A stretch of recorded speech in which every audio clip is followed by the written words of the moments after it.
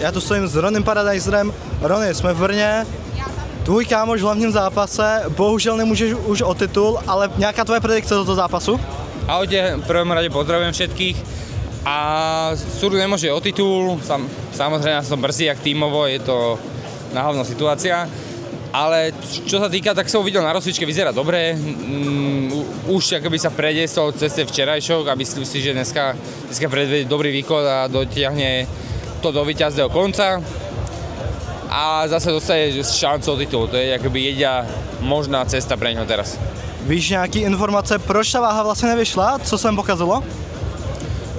Vieš čo, nechcem hovoriť také detaily, asi to povie on sám po zápase, ale mal tam nejaké zdravotné problémy a kvôli tomu to nešlo tak dobre.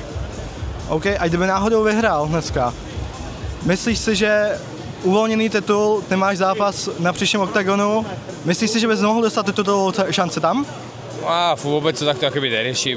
Myslím si, že idem s Lutherbachom. Lutherbach tedy akoby v rebríčku naposledy prehral s Britom, takže nemyslím si, že ten zápas má akoby tú titulovú akoby hodnotu.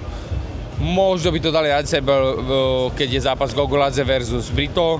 Ja sa určite do toho chcem. Vieš, že ja keď to vyhrám, tak potom čo pôjdem so Surdom zápasiť, vôbec sa do toho netlačím.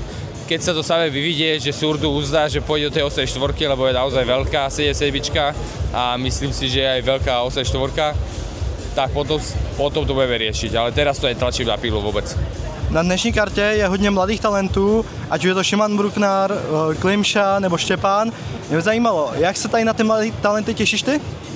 Vieš čo, som rád, že v Česku, Slovensku a hlavne v Česku a Slovensku to nemáme až tak dobre, ale hlavne v Česku tých nových talentov je veľa. Teraz prechádzajú do toho profi a som sám zvedavý, ktorí sa akoby uchutia. Ja sa veľmi teším na Mudrocha, to je akoby moje dvojča v 70-ke, že fakt veľký chlap, vysoký a teším sa na zápas dohľadom, je to podľa mňa výborná skúška. A takisto sa teším na tých mladých chaladov od Kycla a aj na ten úplně prvý zápas. Tak. Poslední otázka, ty když jsi tady minulý rok zápasil, dostal si bonus za výkon večera, kdo ho dostane dneska? Ja verím, že on. OK, já ti děkuju a držím palce, díky. Ahoj.